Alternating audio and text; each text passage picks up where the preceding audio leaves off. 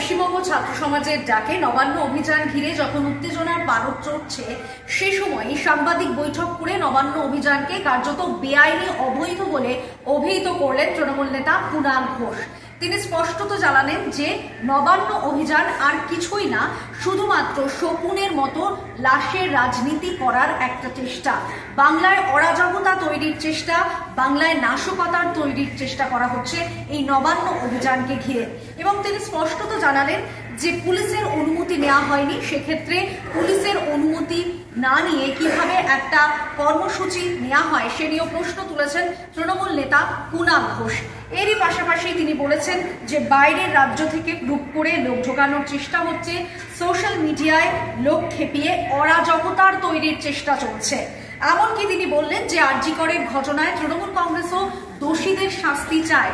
সেক্ষেত্রে সিপিএম এর জামানার সঙ্গে তিনি তুলনা করলেন এবং তিনি বললেন যে বাম জামানায় একের পর এক ঘটনা ঘটেছে, কিন্তু বুদ্ধদেব ভট্টাচার্য, জ্যোতি বসু তারা কেউ ইস্তফা দেননি।